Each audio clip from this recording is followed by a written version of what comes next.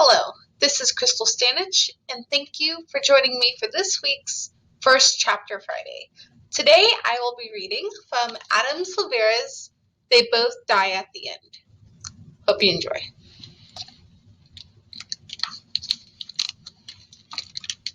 Chapter 1, September 5th, 2017. Mateo Torres, 12:22 a.m. Deathcast is calling with the warning of a lifetime. I'm going to die today. Forget that warning is too strong a word, since warnings suggest something can be avoided, like a car honking at someone who's crossing the street when it isn't their light, giving them the chance to step back. This is more of a heads up. The alert, a distinctive and endless gong, like a church bell 1 block away, is blasting from my phone on the other side of the room. I'm freaking out already. 100 thoughts immediately drowning out everything around me. I bet this chaos is what a first-time skydiver feels as she's plummeting out of a plane, or a pianist playing his first concert. Not that I will ever know for sure. It's crazy. 1 minute ago, I was reading yesterday's blog entry from Countdowners, where deckers chronicle their final hours through statuses and photos via live feeds. This particular one about a college junior trying to find a home for his golden retriever, and now I'm going to die. I'm going to... No. Yes. My chest tightens. I'm dying today. I've always been afraid of dying. I don't know why I thought this would jinx it from actually happening. Not forever, obviously, but long enough so I could grow up. Dad has even been drilling it into my head that I should pretend I'm the main character of a story that nothing bad ever happens to, most especially death, because the hero has to be around to save the day. But the noise in my head is quieting down, and there's a Deathcast herald on the other end of the phone, waiting to tell me I'm going to die today at 18 years old. Wow, I don't want to pick up the phone.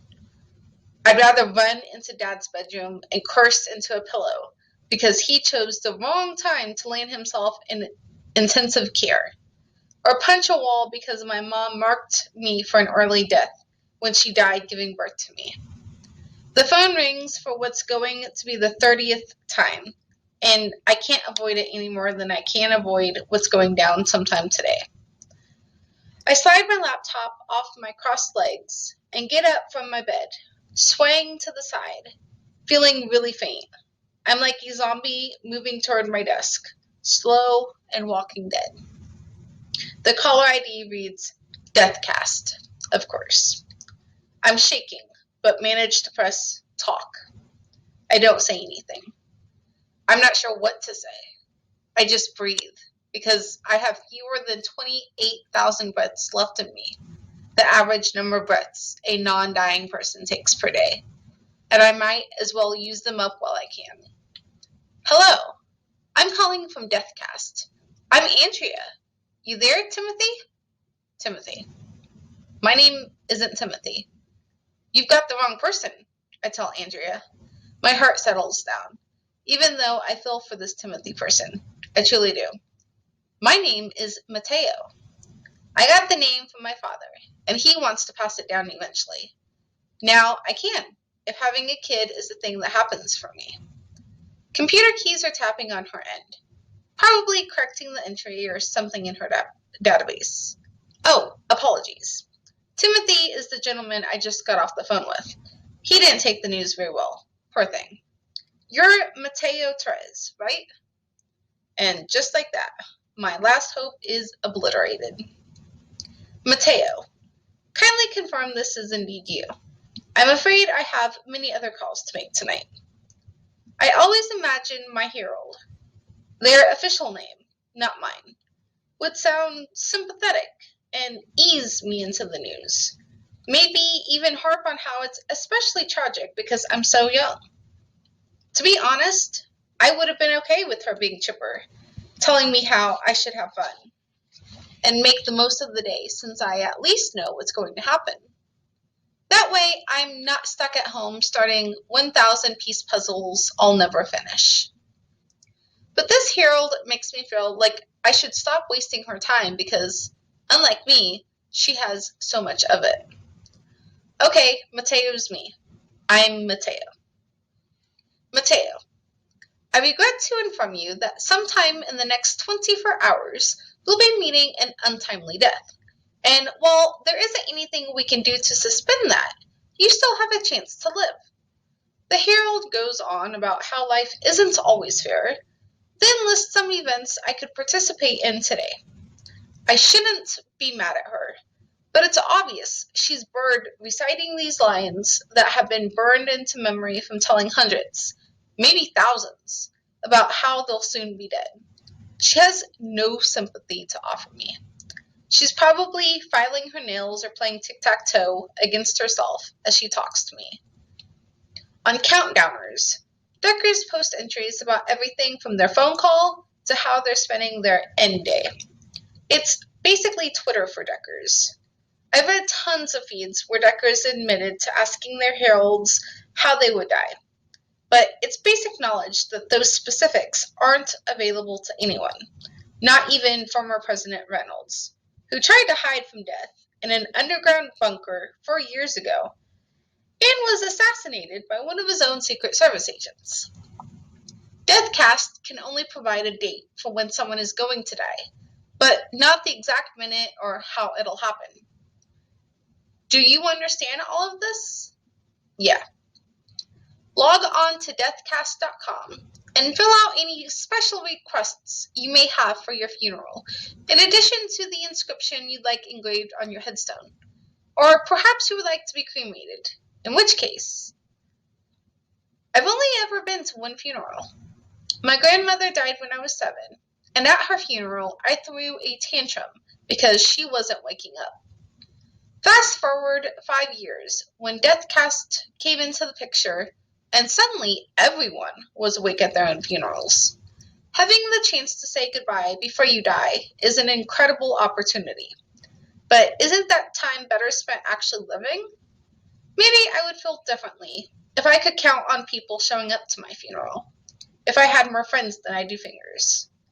And Timothy, on behalf of everyone here at Deathcast, we are so sorry to lose you. Live this day to the fullest, okay? I'm Mateo. Sorry about that, Mateo. I'm mortified. It's been a long day, and these calls can be so stressful, and I hang up. Which is rude. I know. But I can't listen to someone tell me what a stressful day she's having when I might drop dead in the next hour, or even the next 10 minutes. I could choke on a cough drop. I could leave my apartment to do something with myself, and fall down the stairs and snap my neck before I even make it outside. Someone could break in and murder me. The only thing I can confidently rule out is dying of old age. I sink to the floor, on my knees. It's all ending today, and there's absolutely nothing I can do about it. I can't journey across dragon-infested lands to retrieve scepters that can halt death.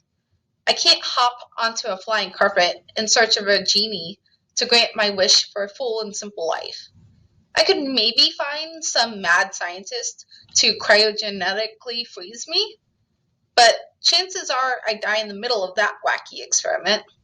Death is inevitable for everyone, and it's absolute for me today. The list of people I will miss, if the dead can miss anyone, is so short I shouldn't even call it a list. There's Dad, for doing his best. My best friend, Lydia, not only for not ignoring me in the hallways, but for actually sitting down across from me in lunch, partnering with me in earth science, and talking to me about how she wants to become an environmentalist who will save the world, and I can repay her by living in it. And that's it. If someone were interested in my list of people I won't miss, I'd have nothing for them.